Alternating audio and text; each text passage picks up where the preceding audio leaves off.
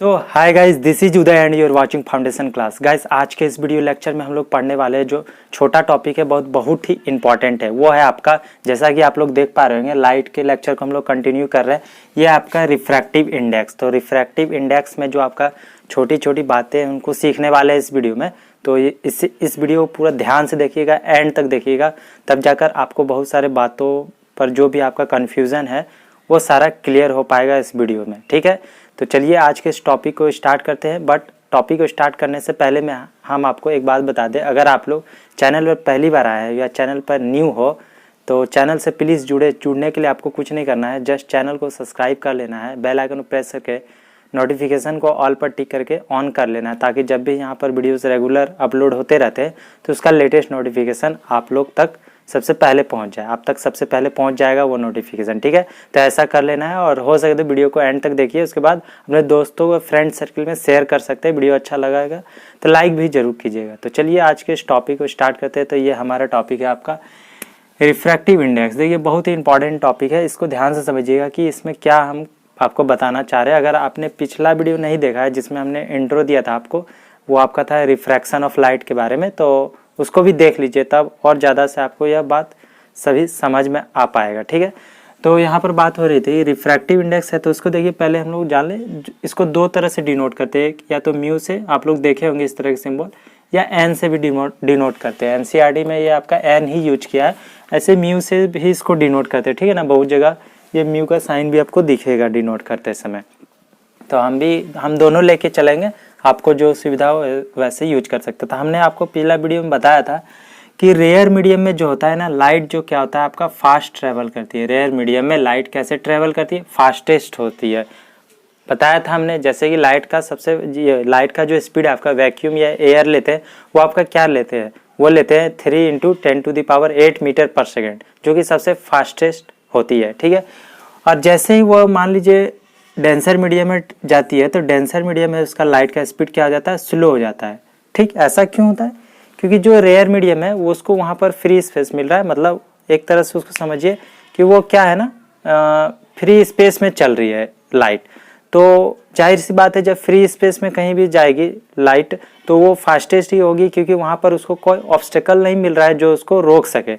जब हम लोग डेंसर मीडियम की बात करते हैं तो वहाँ पर उसको बहुत सारे ऑब्स्टेकल हम लोग मानते हैं कि उसको मिल रहे हैं, जिससे वो टकराती है, और वो क्या हो रहा है उसके कारण से उसका जो वो पार्टिकल से टकरा रही है, तो उसके कारण लाइट का स्पीड क्या हो रहा है? स्लो हो जा रहा है। ठीक है ना, तो यहाँ पर हम लोग जो बात कर रहे थे रेयर और डेंसर, तो यहाँ पर ये आपका वो डेंसिटी वाली बात नहीं हो रही कि मास बाय वॉल्यूम जो आप लोग पढ़ते हैं, वो डेंसिटी की बात नहीं हो रही। यहाँ पर बात हो रही है आपका ऑप्टिकल डेंसिटी, जिससे हम लोग रिफ्रैक्टिव इंडेक्स को मेजर करते हैं। ये जो आपका है जिसको पढ़ने वाले हैं रिफ्रैक्टिव इंडेक्स, ये किससे मेजर होता है? ये मेजर्ड बाय होता है ऑप्टिकल डेंसिटी की बात हो रही है। ठीक है ना, तो वही यहाँ जो रेयर मीडियम और डेंसर मीडियम है, यहाँ इन दोनों में जो बात हो रही है वो आपका ऑप्टिकल डेंसिटी होती है। ठीक है ना, ऑप्टिकल डेंसिटी कहने का मतलब वो मेजर्ड किससे होती है? वो रिफ्रैक्टिव इंडेक्स से हमें पता चलता है वो बातें। ठीक है ना, तो ये लाइट के सेंस में हम लोग बात करते हैं तो वहाँ ऑप्टिकल डेंसिटी की बात की जाती है।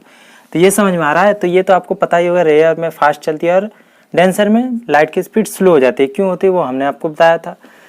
अब ये जो आपका हम लोग इसको डिनोट कैसे करते हैं, ठीक है ना, इसको ध्यान से देखिएगा। जो हम लोग इसको डिनोट कैसे करते हैं, तो एक तो आप लोग इसको म्यू से भी डिनोट कर सकते हैं, या तो ये सिंबल एन से भी, स्मॉल एन से डिनोट कर सकते हैं। तो अब देखिए, हम लोग जब भी बात करेंगे ना, यहाँ पर इसको ध्यान से समझिएगा कि इसका मतलब क्या है जो हमने यहाँ पर लिखा है।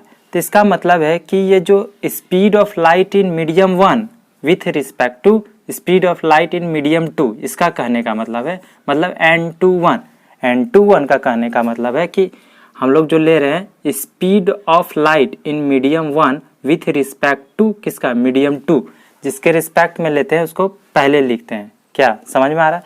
अगर इसी को हमको लिखना पड़े म्यू के सेंस में, तो हम लोग इस तरह लिखेंगे स्पीड ऑफ लाइट, जैसे कि हमको इसको डिनोट करना है, तो speed of light in medium 1 with respect to 2, इस तरह से हम लोग क्या करेंगे? इसको डिनोट करेंगे।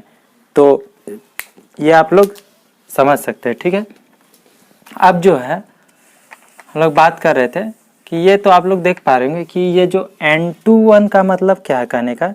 n21 कहने का मतलब है आपका speed of light in medium 1 with respect to किसके, 2, मीडियम 2। ठीक है, तो पहला मीडियम हमारा क्या रहता है जनरली, एयर या वैक्यूम। एयर मान लीजिए एयर रहेगा, तो अगर पहला मीडियम एयर हो जाता है, दूसरा कोई भी मीडियम है जो मान लीजिए ग्लास या वाटर, अगर इस तरह का केस बनता है तो उसको हम लोग क्या कहते हैं, एब्सोल्यूट रिफ्रैक्टिव इंडेक्स। यस, उसको क्या कहते हैं, एब्सोल्यूट रिफ्रैक्टिव इंडेक्स। इसलिए हमने यहाँ पर लिख के रखा है म्यू, इसको एब्सोल्यूट रिफ्रैक्टिव इंडेक्स को म्यू या एन से जो हम लोग डिनोट किए, उसको जनरली हम लोग क्या कह देंगे, वो रेशियो होता है speed of light in air या free space by speed of light in medium. ठीक है, कोई भी मीडियम रहेगा तो स्पीड ऑफ लाइट जो हम लोग जनरली एयर या फ्री स्पेस की बात करें तो वो हम लोग सी लेते हैं, जो हमारा क्या होता है 3 × 10⁸ मीटर पर सेकेंड, है कि नहीं। और ये मान लीजिए कोई भी मीडियम है तो उसमें हम लोग उसका स्पीड ऑफ लाइट देख लेंगे, और उन दोनों के रेशियो को क्या कहते हैं, एब्सोल्यूट रिफ्रैक्टिव इंडेक्स। तो ये समझ में आ रहा होगा आपको। अब देखिए, जैसे कि हमने यहाँ पर लिखा कि अगर मान लीजिए कि ये देखिएगा ध्यान से, मान लीजिए ये जो हमारा एक मीडियम 1 है, एक मीडियम 2, ठीक है। तो मान लीजिए मीडियम रेयर है, रेयर मतलब एयर या फ्री स्पेस जो कर लीजिए, और ये हमारा वाटर या ग्लास, ठीक है, मान लीजिए मीडियम 2 है। तो रेयर टू डेंसर जा रही है, तो रेयर टू डेंसर, तो इसमें हम लोग मान लिए कि मान लीजिए इसका स्पीड ऑफ लाइट क्या है, v1 है। जो हमारा रेयर मीडियम में स्पीड ऑफ लाइट v1 था, और उस मीडियम रेयर मीडियम का जो हमारा क्या था, रिफ्रैक्टिव इंडेक्स μ1 था। और जैसे ये डेंसर में गई तो इसका स्पीड ऑफ लाइट घटेगा या बढ़ेगा, तो डेंसर में गई तो घटेगा, तो वो क्या हो गया, v2 हो गया, और इसका रिफ्रैक्टिव इंडेक्स μ2 था। ठीक है, तो हम लोग बात कर रहे थे, तो यहाँ पर हम लोग एक चीज़ को ध्यान से देखिएगा कि हम लोग जो यहाँ पर बात कर रहे थे, ये जो आपका होता है म्यू रिफ्रैक्टिव इंडेक्स, वो इन्वर्सली प्रोपोर्शनल होती है किसके, स्पीड ऑफ लाइट के। कैसे, अब इसे समझिए। मान लीजिए कि स्पीड ऑफ लाइट अधिक है, फास्टेस्ट है, तो हम लोग समझ सकते हैं कि क्या होगा, रेयर मीडियम, मतलब स्पीड ऑफ लाइट अगर ज़्यादा है तो हमारा रिफ्रैक्टिव इंडेक्स क्या होगा, बहुत ही कम होगा। यस और नो, अभी हम लोग समझेंगे ये कैसे होता है प्रैक्टिकल वे में। अगर मान लीजिए स्पीड ऑफ लाइट किसी मीडियम में ट्रेवल कर रही है तो वो बहुत कम होगी, तो हम लोग कहेंगे क्या, उसका स्पीड, वो जो आपका रिफ्रैक्टिव इंडेक्स है बहुत ही ज़्यादा होगी। क्यों, आप लोग बुक में देखिएगा, आपका एक टेबल भी दिया हुआ है कि उसमें जो आपका डिफरेंट में दिया गया है कि उसका रिफ्रैक्टिव इंडेक्स क्या होगा, वाटर, ग्लास। तो उसमें हम लोग पढ़ेंगे कि कैसे हमारा रिफ्रैक्टिव इंडेक्स ये जो होता है उसका मतलब क्या है। तो एक बात सिर्फ यहाँ से समझिए कि ये क्या आपका इन्वर्सली प्रोपोर्शनल है कि नहीं। तो इन्वर्सली प्रोपोर्शनल है, यानी कि अगर हम लोग जब भी निकालेंगे, ये देखिए, ये हमने बात किया कि मान लीजिए कि ये जो हमने कहा speed of light in medium 1 with respect to speed of light medium 2, तो मीडियम 1 में इसका स्पीड क्या था, v1 है कि नहीं, v1 था, और मीडियम 2 में v2, तो v1 बाय v2 कर दिए, ये ऐसे कर सकते हैं। अब यहाँ से हम लोग एक बात समझते हैं कि ये मीडियम जितना डेंसर होती है, डेंसर मीडियम जितना होती है, उसमें क्या होता है, आपका स्पीड ऑफ लाइट उतना क्या होता है, कम, इन्वर्सली प्रोपोर्शनल। तो यानी कि जो म्यू है इन्वर्सली प्रोपोर्शनल है, ये तो हम लोग समझ गए। तो अब हम लोग कह रहे थे, यहाँ पर हम लोग बात कर रहे थे कि तब इसको हम लोग निकालेंगे कैसे। तो हम लोग इसके रिस्पेक्ट में बात कर रहे थे ना, तो हम लोग जब बात करेंगे कि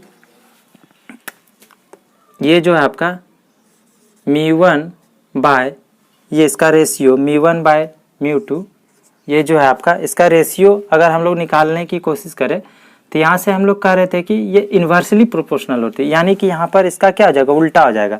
μ1 में क्या था, v1, लेकिन ये उल्टा होता है ना, इन्वर्सली प्रोपोर्शनल है, तो यहाँ पर हम लोग लिख देंगे v2 बाय क्या, v1, इन्वर्सली प्रोपोर्शनल है कि नहीं। अब यहाँ से हम लोग क्या करेंगे, अगर कोई भी न्यूमेरिकल आता है तो इस पे क्वेश्चन दिया जाता है तो हम लोग वहाँ से आराम से इसे पुट करके निकाल सकते हैं। तो अभी उसको देखने वाले हैं, तो फिलहाल ये समझिए, बस इतना आपको समझना है कि यह इन्वर्सली प्रोपोर्शनल है, जो रिफ्रैक्टिव इंडेक्स है वो इन्वर्सली प्रोपोर्शनल होती है स्पीड ऑफ लाइट के। तो जब इन्वर्सली प्रोपोर्शनल होती है तो हम लोग कह सकते हैं कि नहीं, μ1 बाय μ2 का जो यह रेशियो है वो आपका v2 बाय v1 होगा, उल्टा अपोजिट कर दीजिए इसका। बहुत ही सिंपल है, सिर्फ इतना ही समझना है आपको कि इसको अपोजिट कर देना है, ठीक। बस ये समझने के बाद अब हम आपको एक मतलब प्रैक्टिकल वे में आप क्वेश्चन एक करके दिखाते हैं। तो हम इधर करते हैं क्वेश्चन एक, तो इसको हम मिटाने वाले हैं, इसको मिटा देते हैं।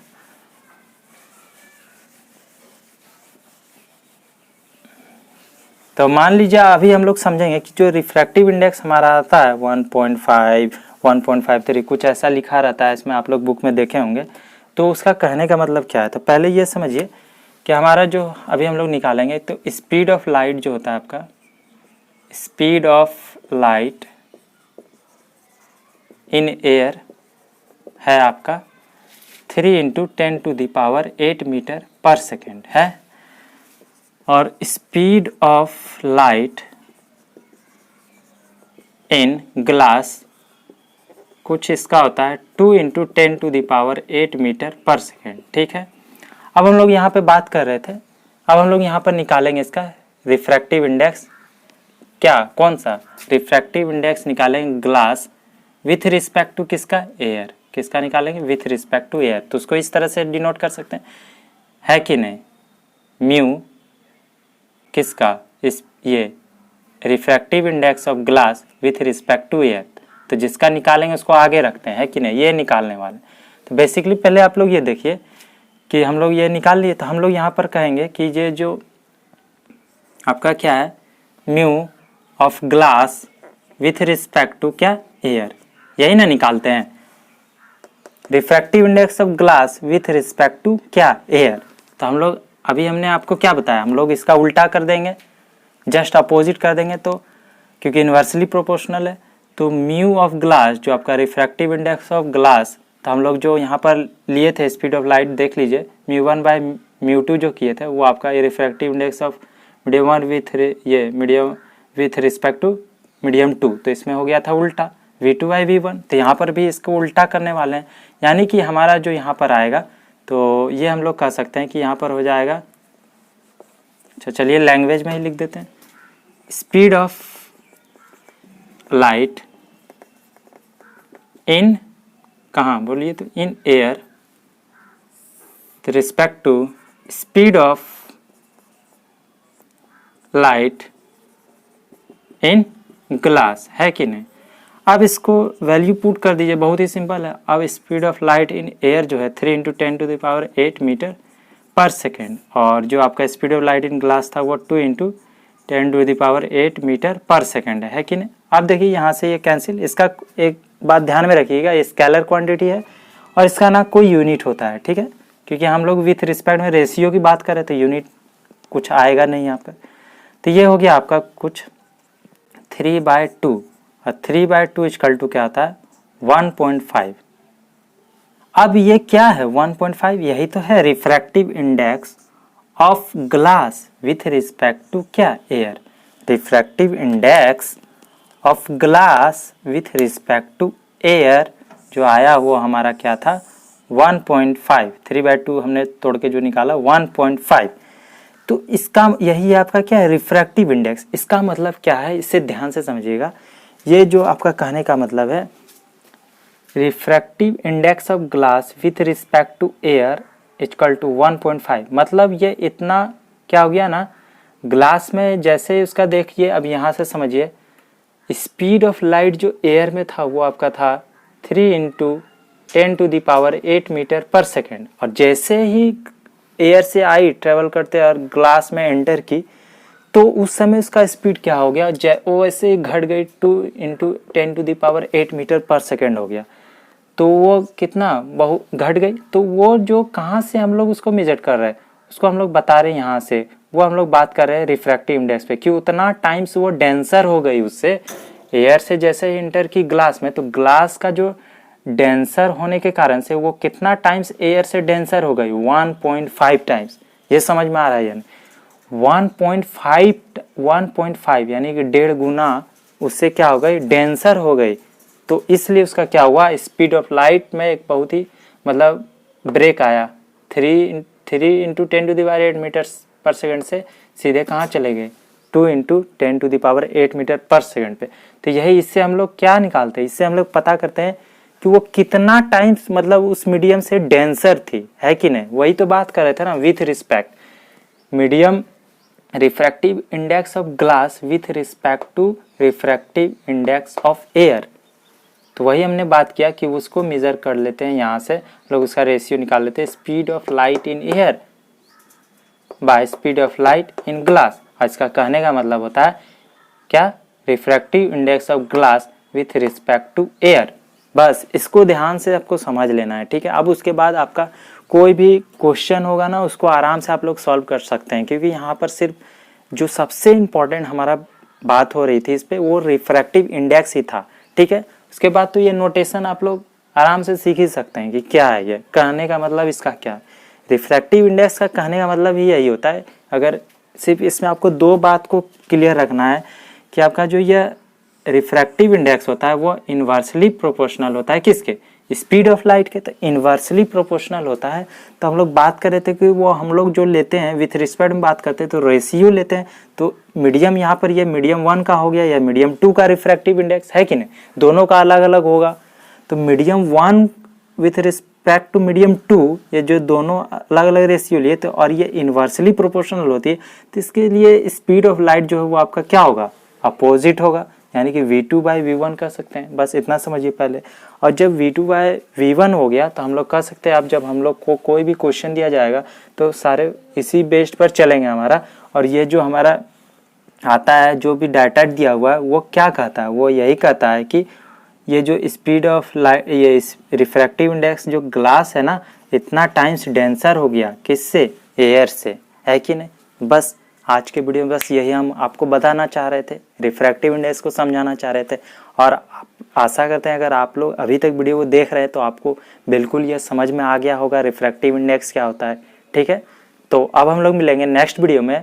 उससे पहले गाइस, अगर देखिए वीडियो अच्छा लगा तो लाइक ज़रूर कीजिएगा, और कोई भी डाउट रह जाता है वैसा तो आप लोग कमेंट बॉक्स में लिख कर हमें बता सकते हैं, या हमारे इस चैनल पे जाइए, लास्ट सेक्शन में अबाउट सेक्शन में जाकर आप लोग वहाँ से हमें व्हाट्सएप पे भी कांटेक्ट कर सकते हैं। और चैनल पे पहली बार आए तो प्लीज़ चैनल को सब्सक्राइब करें, उस रेड कलर के सब्सक्राइब बटन को दबाएं, चैनल को सब्सक्राइब करें, बेल आइकन प्रेस कर नोटिफिकेशन ऑन करें, और हो सके तो अपने फ्रेंड सर्कल में जितना हो ज़्यादा से ज़्यादा इसे शेयर कर सकते हैं। अब हम लोग मिलेंगे नेक्स्ट वीडियो में, तब तक के लिए tata bye bye, have a nice day, thanks for watching this video.